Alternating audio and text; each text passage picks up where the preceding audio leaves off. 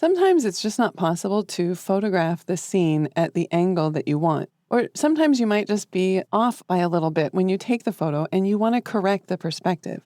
In order to fix this, we can use the Manual tab in the Lens Correction panel.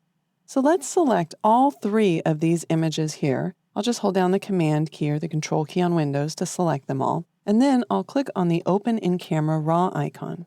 You can see that because I had three images selected, thumbnails for those images appear over here on the left. I want to go ahead and select all of my images to start with, so I'll click Select All, and then we'll move over to the Lens Correction panel, and I'll actually start with the Profile panel. The reason that I selected all of the images is because you'll get better results with the perspective correction if you've enabled the Lens Profile Correction here, and if you move to the Color panel and choose to remove Chromatic Aberration. Now we'll move over to the Manual panel, but before I start making adjustments, now's the time when I only want the first image selected. So I'll click on the first image, and then let's take a look at the different options under Upright. The first option does an auto correction. You can see that the perspective has been straightened on the building, and it looks much better.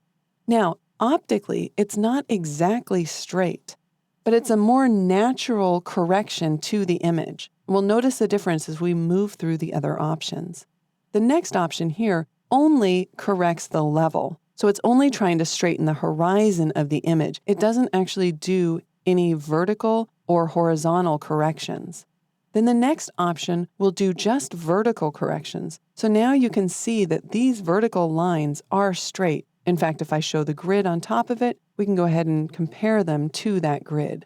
So optically, they are correct here, but it's up to you if you prefer this vertical option versus the auto perspective correction. If you need them exactly straight, go ahead and select that fourth option in order to straighten those vertical lines. The last option here straightens not only the vertical lines, but also the horizontal lines. Again, we can show the grid here, and now you can see, for example, that these horizontal lines are all straighter than they were with just the previous option checked on.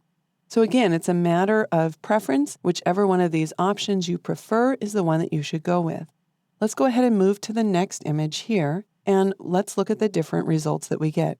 Here's the option with auto, and it looks like it's straightening it and doing a really nice job. Of course, if we go to level, it would only level it, so we're not going to get the perspective correction.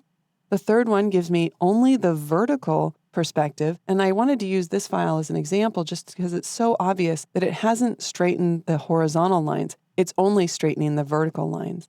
Finally, the full correction, the last icon there, is going to straighten both the vertical and the horizontals. And we can just look at the difference here between the auto and the vertical. So it's very similar. It's only a little bit different. Again, it's a personal preference.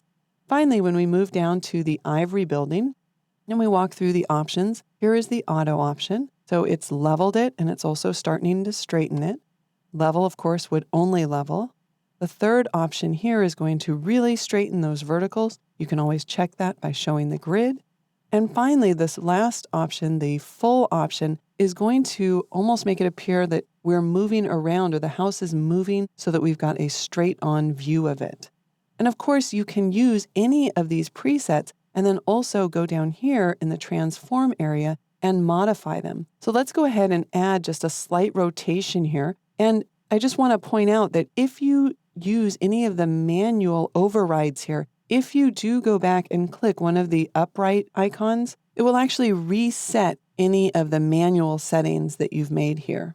I also want to show you that if the distortion on your image is really great, you will also see this transparent checkerboard here that just tells you that to make that kind of distortion, you don't have enough information in your original image. So in order to distort that, you're going to need to do one of two things. You'll either need to crop the file, or you'll need to make up this information, maybe by taking this photograph into Photoshop and using maybe one of the content-aware fill tools or the clone tool.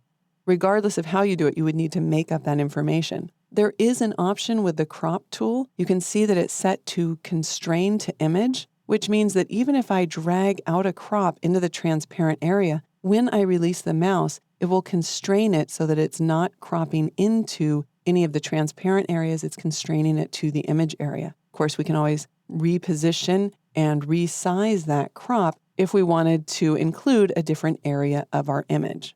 All right, let's double click where it says vertical to turn that off. I just wanted to make you aware of that because I obviously forced it to do it using the manual overrides down here, but sometimes when you click on one of the upright options, it will actually show you that checkerboard as well. This time when we click done, you'll notice that all 3 of the icons here in Bridge were updated.